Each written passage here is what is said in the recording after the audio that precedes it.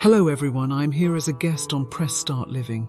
This is the second part of a series devoted to deep cultural insights in Hong Kong. Before we start, please press the subscribe button. Every subscriber helps on the road to becoming a successful YouTuber, and you can be a huge assistance if you just press that little button. Okay, let's get started. Today I want to share a bit about my family because we have quite a unique background. My grandma, my mom and I are also in the Feng Shui and fortune-telling field.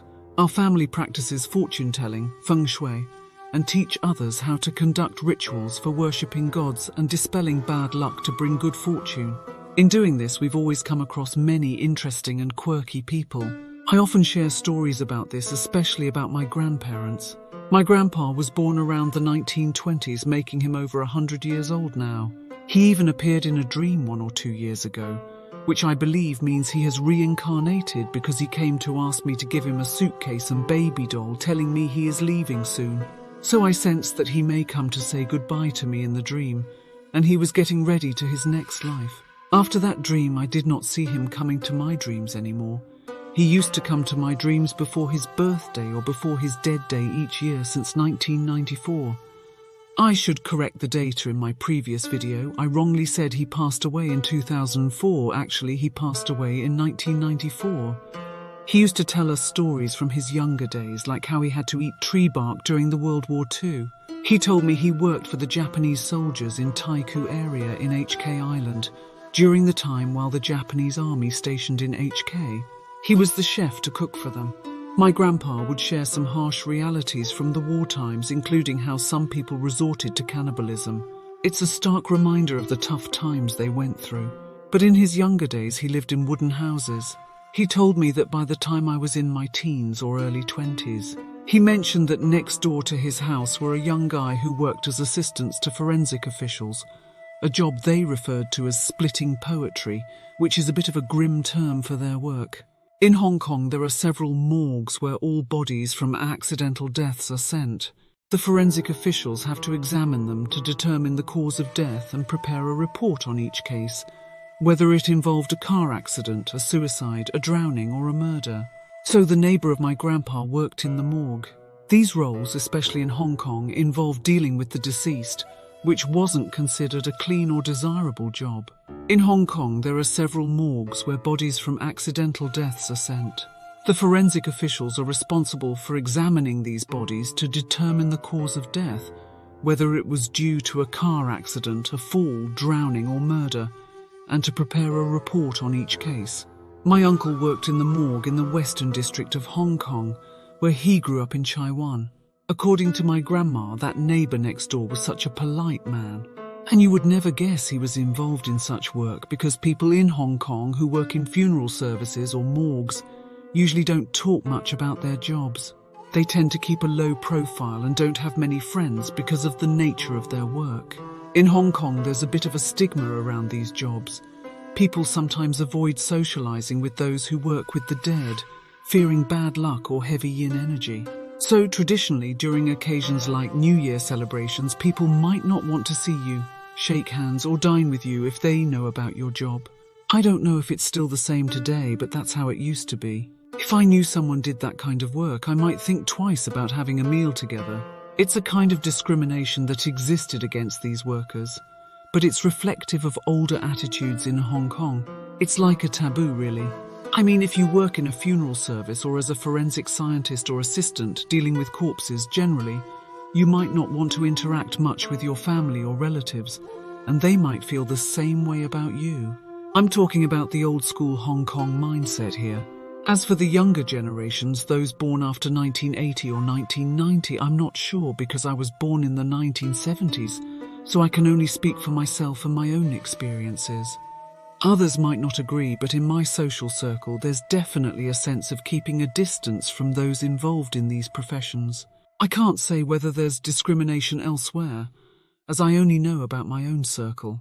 Especially for us in the funeral industry, it's inevitable to face some of these attitudes because they deal with the dead. And in my case or my family background, working in Feng Shui or metaphysics field, we even differentiate between Feng Shui for graveyard, we call it Feng Shui for yin house, And we also do Feng Shui for human house. We call it Yang House Feng Shui. So these adds another layer to the superstitions and perceptions people have. My grandma chose to only work for the Yang Feng Shui, the Feng Shui for home or business use Feng Shui. Of course, everyone has the choice. You could do both, or you could only do palm or face reading. If some Feng Shui masters want more income, they might choose to work with graves, yin houses, or with living spaces, yang houses. Yin houses are about helping people choose auspicious sites for graves, ensuring good fortune for their descendants' graves too. Yang houses are about the usual stuff like offices and homes. No matter the era, you have the choice today. My grandma, for instance, she chose to do very little of this. She would only deal with the Feng Shui of graves if it was for our own family or close relatives. Otherwise, she generally wouldn't take on such jobs because she didn't like them. She preferred doing joyful work like helping people with childbirth or changing their names. Those were the things she loved doing. Everyone likes to be involved in happy occasions, right? So I also don't do the grave-related Feng Shui because I can choose my preference, right? If you want more income, you go for it. I personally feel uncomfortable with that kind of income, so I don't do it. And just like not everyone is cut out for the tough stuff, people get really nervous thinking about these things all the time. Oh, sorry, I got a bit carried away talking about personal stuff. Let's shift back to my grandpa's work. He had just finished handling autopsies and dealing with deceased bodies. You know, in Chinese culture, there's a belief that you shouldn't move a body if the person has died within the last 8 hours. This idea is particularly strong in Buddhism. When high-ranking monks pass away, their disciples usually hesitate to move them right away, preferring to give them time to rest peacefully. However, in Hong Kong hospitals, it's a different scenario. Adhering to these practices is often not feasible. In Hong Kong, when people talk about packing up, they usually mean wrapping up leftovers or packing food to take home. But in hospitals, packing up takes on a more somber meaning. If someone has passed away and their family is present, they might only have a short time to grieve quietly, maybe just half an hour to an hour before the hospital staff need to move the body to the morgue. Now, about the role of the mortuary assistant I mentioned earlier, it's quite a different world from regular hospital work. Their job is specifically about handling the bodies of those who have died unexpectedly, so they need to be physically apt and prepared for these situations. He also has to perform autopsies, which means he might have to open up the skull to examine the brain, look inside a heart, or remove some intestines. This is all in a day's work for him. This guy lives right next door to my grandpa. He's not hospital staff, he works in a government morgue. His daily job involves logging the bodies, recording when they arrive and when they are picked up. For forensic cases, the procedures can be quite extensive. For example, if they need to examine the brain, they get the heavy tools and saw through the skull. And opening up the chest to access the heart is all part of the routine. He told me that by the time they get to examining things like the stomach or intestines, the blood inside is usually already clotted and dark, almost black, meaning it's not like there's a lot of fresh red blood flowing out. It's mostly very dark or deep red. Some of the substances involved in the process can cause chemical reactions, leading to the blood turning a deep green color, which is quite nauseating. And the scariest part isn't necessarily the work itself, but rather that many people think you must have a strong religious belief to handle this job. However, many don't have any particular faith. My grandpa's neighbor did not adhere to any religion. He's not into Buddhism, Catholicism, Christianity, or Taoism. He just sees his job as a way to make a living, not aiming for wealth or poverty, just something that isn't too strenuous. Because he's experienced, he can handle about 3 to 5 autopsies a day. If he's efficient, he might start at 9 in the morning and be done by around 1 in the afternoon, just after lunchtime. After that, he can take things slow because there isn't much else he needs to do. His main job is just to follow the directions of the medical examiner, like if he's told to perform a brain autopsy that day. So he's responsible for that, and he also mentioned that he doesn't use a chainsaw because it can cause all the blood and bodily fluids to splash onto his face, which is quite horrifying. He's not scared of the gore. He's more worried about the germs because you never know how these bodies died, and there's always a risk of infection. Plus, there's something called corpse poison. Some people can get really bad reactions from touching a dead body, like their whole body turning red and swollen. In such cases, disinfection is crucial, and they might even need to go to the hospital to get anti-inflammatory medications, possibly requiring a hospital stay.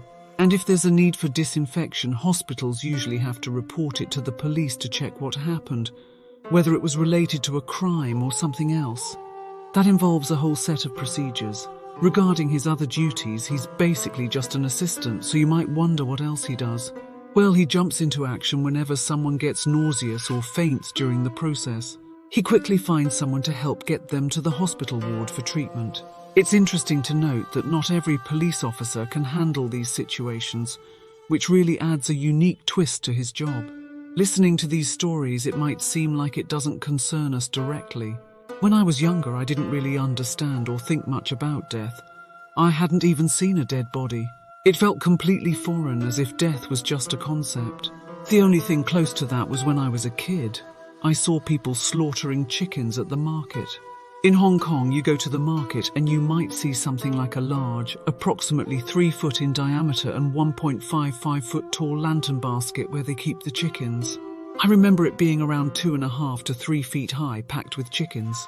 In the tank, after picking a chicken, it would be killed immediately, and that's when I first encountered the concept of death. But back then, I was young and didn't find it frightening or horrific. It wasn't until I was older and had to deal with the loss of family members visiting funeral homes that I started to really think about the things I mentioned earlier. Speaking of the funeral parlour, what does an assistant there actually do? Well, funeral homes are usually multi-story buildings. The primary job there is to receive the bodies, then they prepare and store them until they are needed. The assistants wait for instructions from the medical examiner. For example, how many bodies need to be prepared that day. They have to register and check what examinations or procedures need to be done on the bodies. That's their job. The assistant mentioned that the hardest part of the job initially might be the things you're unaccustomed to, but you get used to it over time, so it doesn't scare you. However, what really bothers him the most are bodies that have been dead for a long time and are infested with insects and smell terribly bad. He also said that bodies that have been severely burned are the most distressing and difficult to handle, because when you're in front of such a body, it can sometimes emit a strong smell, almost like cooked meat. Despite this, you still have to perform your duties, like cutting open the body to check everything inside, which can be very tough and emotionally draining. Despite these challenges, the assistants manage pretty well, and their work doesn't affect their regular life, including eating. For lunch, they eat normally without any reservations or taboos about certain foods. They don't avoid dishes like roast pork, duck, or chicken. They just carry on feeling completely comfortable because they see their role as helping to find the cause of death for the deceased, which they view as providing closure and evidence for what exactly happened, whether it was an accident, suicide, or murder. They see their work as assisting the dead, who might have died under various circumstances, including wrongful deaths or murders. They feel that by helping in this way, they are doing something meaningful. They continue their daily life, eating and even relaxing with afternoon tea if their work finishes early. This shows that their work environment and living conditions are very integrated. They sometimes sleep in dormitories right above their workplace, and after work they might play cards, dine together or cook, maintaining a normal life just like anyone else.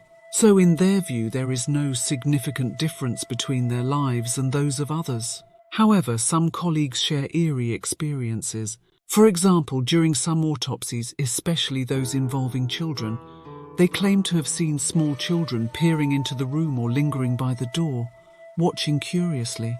These apparitions reportedly disappear after a while.